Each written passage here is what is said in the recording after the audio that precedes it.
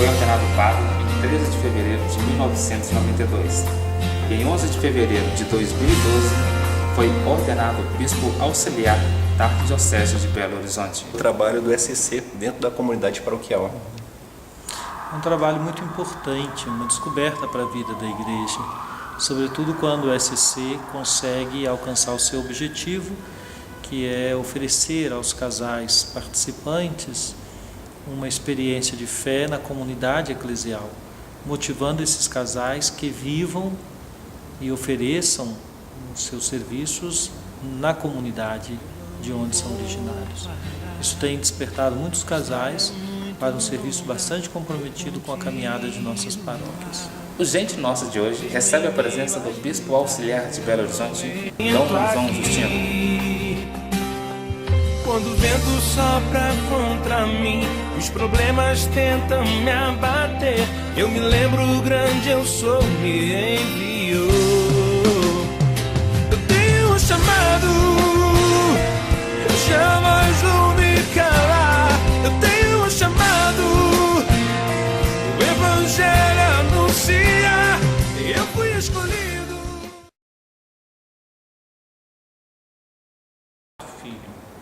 Meus pais vivem, moram em Juiz de Fora. Eles têm quase 60 anos de casados. E meu irmão mais velho é também diácono permanente na Diocese de Nova Friburgo. Reside e trabalha em Macaé como diácono permanente. Depois tem um segundo irmão casado que mora em Juiz de Fora, com um casal de filhos, já jovens maduros.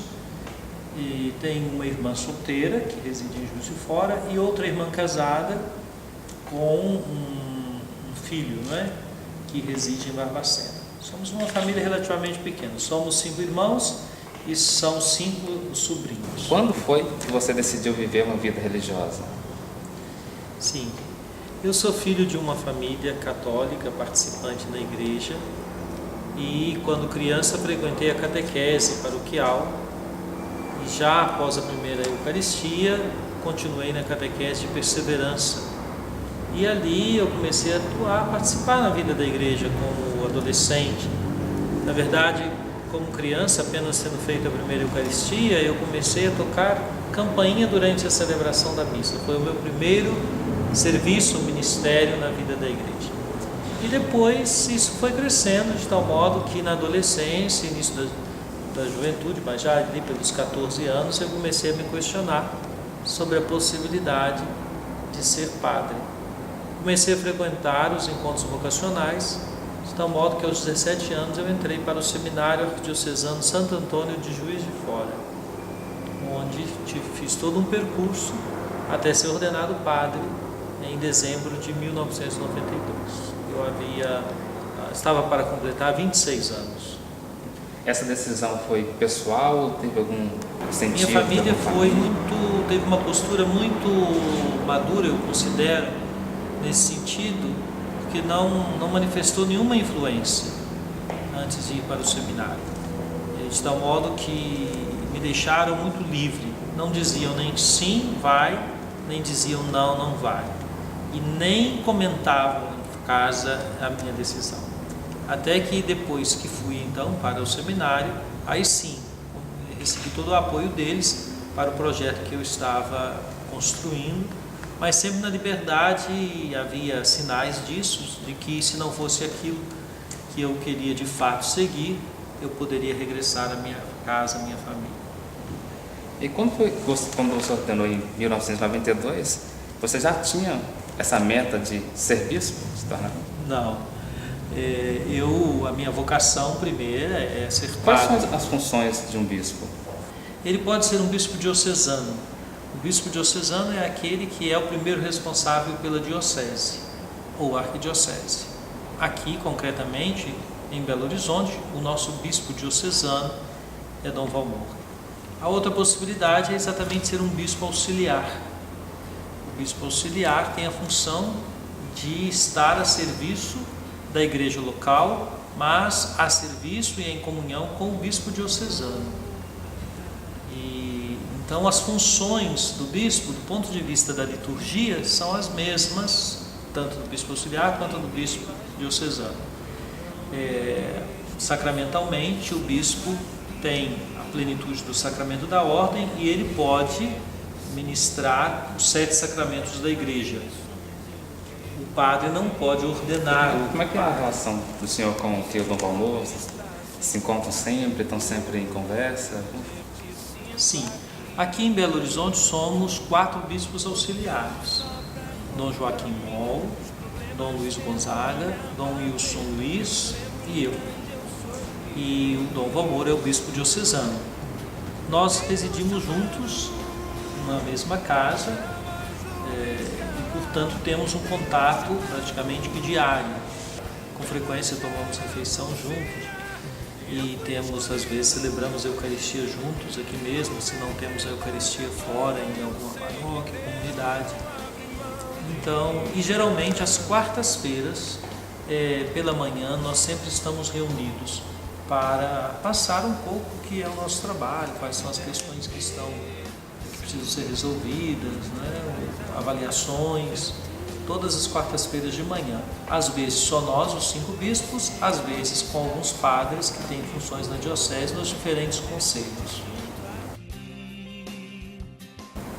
A igreja, desde o Concílio Vaticano II, retomou a prática nos primeiros séculos de ter o diácono permanente, isto é, homens casados que são ordenados para o ministério do diaconato. O diácono na igreja, ele tem funções bem precisas. Sacramentalmente, ele pode celebrar o batismo e os matrimônios, são os sacramentos próprios do diácono.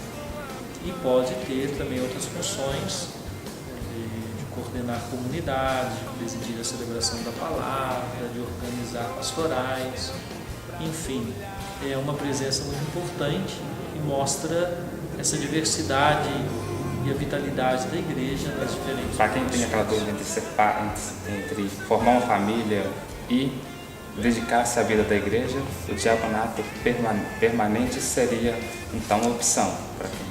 O diaconato permanente é uma opção para um jovem que amadureceu primeiro a sua vocação familiar, conjugal familiar, e depois percebeu que ele poderia, mesmo casado, tendo a sua família, colocar-se a serviço da igreja numa especial consagração, que é a ordenação. Isso passou na sua vida, quando você tomou essa decisão em se tornar padre? Qual foi o maior desafio?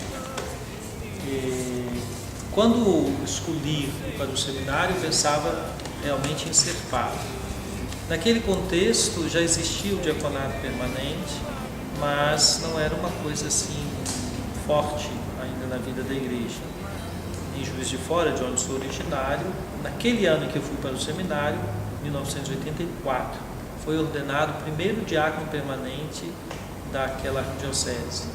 E por um período de mais de 20 anos não teve nenhum outro diácono permanente ordenado. Falando um pouquinho do seu dia a dia, né?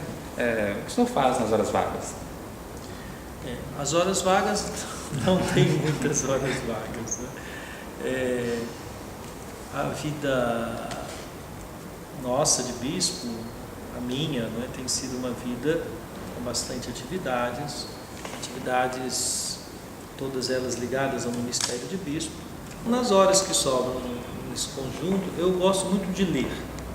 É uma coisa que sempre gostei e gosto muito de ler artigos em revistas. Atualmente a internet traz muitas coisas, né, que a gente tem acesso.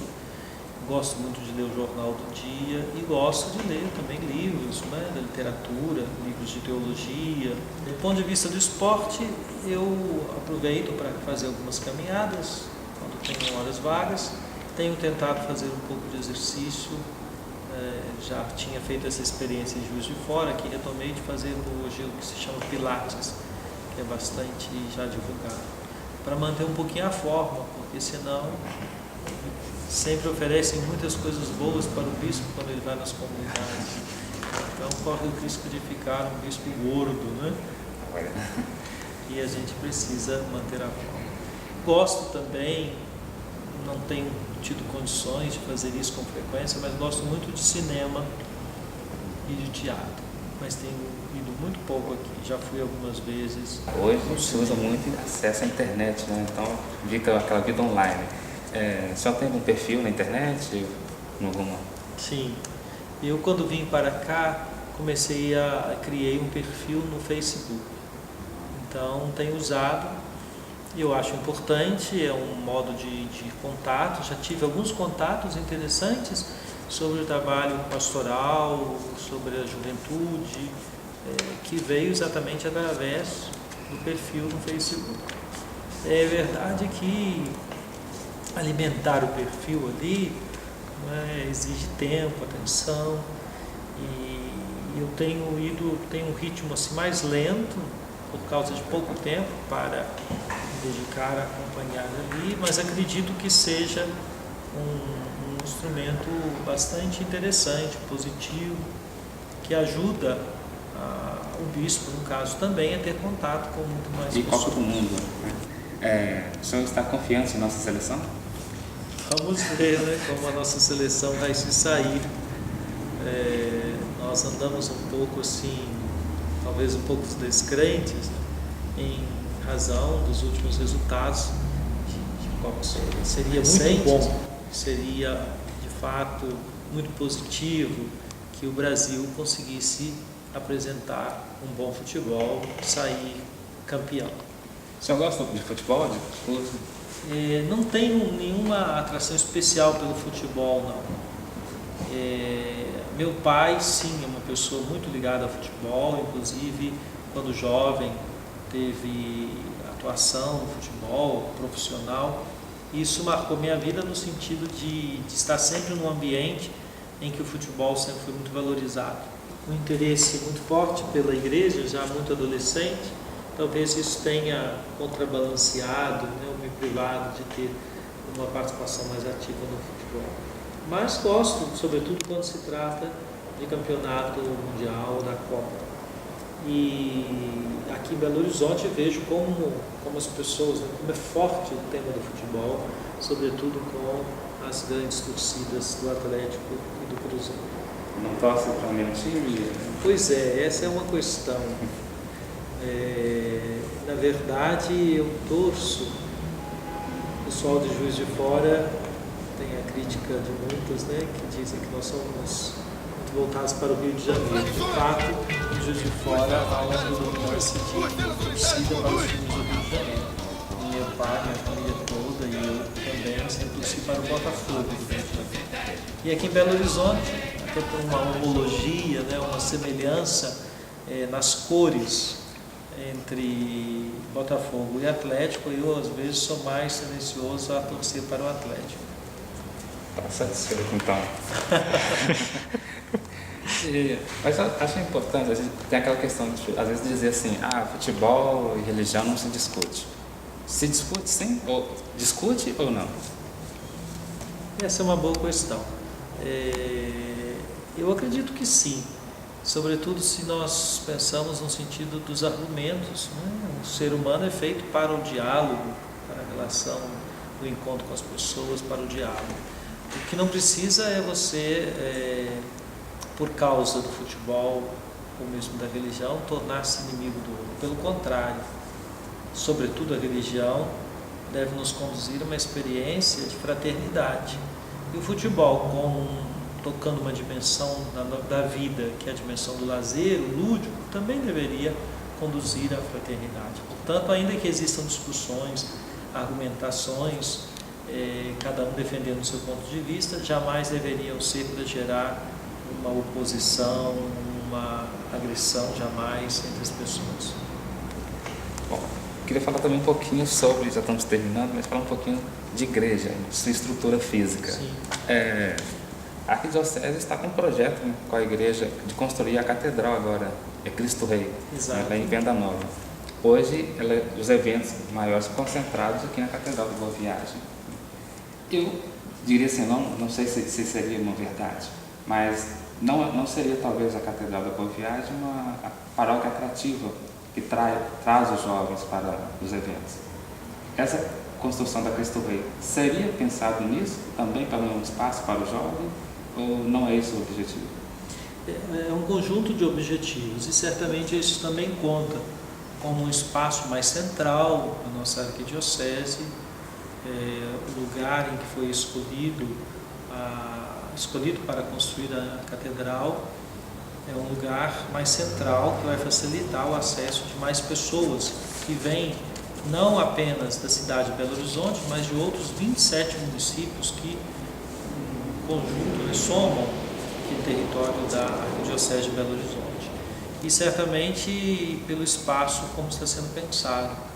É um espaço, em primeiro lugar, para celebrações, para os encontros de fé, mas também um espaço aberto à parte cultural. Por exemplo, teremos um auditório para aproximadamente 900 pessoas, teremos uma parte para filmes, projeção de filmes, com salas mesmo de cinema. Então, a dimensão da fé, da celebração, da cultura, do cuidado com os pobres, da organização da igreja, tudo isso vai estar concentrado naquele conjunto que conta não só com o templo construído, mas também nos andares onde vamos ter diversos desses serviços. E, sem dúvida, a preocupação com o jovem conta também. Também esse cara vai estar ao lado do shopping, né? O jovem vai ser do shopping, direto para a evangelização. Convidado para estar bem próximo ali da igreja. A igreja, a visão do senhor, especial Arquidiocese de Belo Horizonte, ela está aberta para o jovem? Como o senhor? Sim, e eu tenho observado que a Arquidiocese de Belo Horizonte tem uma presença atuante de jovens, né? Nós acabávamos, antes de estarmos nessa entrevista, estávamos reunidos com jovens do EJC, na verdade, né? Encontro de Jovens com Cristo. E vocês tiveram a oportunidade, inclusive, de conhecê-los há pouco. Eles me trouxeram a notícia de que pelo menos 40 paróquias da Arquidiocese de Belo Horizonte realizam o EJC. E uma média de 3.000 jovens por ano fazem o encontro com Cristo, portanto, né, a proposta. Ora, isso é só de um movimento, mas existem muitos outros trabalhos com a juventude. E nas igrejas, nas paróquias, eu tenho encontrado nas celebrações um número muito significativo. Às vezes o senhor jovem questiona muito a questão da igreja hoje, com a renovação carismática. Uns acham bom, outros acham que a igreja precisa manter mais tradicional. O senhor pensa sobre hoje, isso? sobretudo por influência das TVs que têm um viés mais carismático,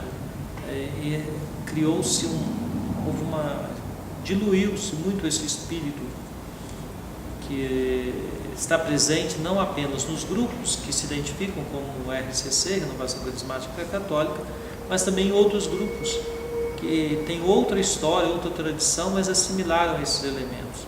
Ora, essa diversidade na vida da igreja, ela tem um lado positivo. Ela denota exatamente a riqueza das possibilidades de alguém viver a fé cristã, seguir Jesus. Para terminar essa entrevista, nós faremos agora um jogo rápido. Vamos lá? Um livro. Uma canção.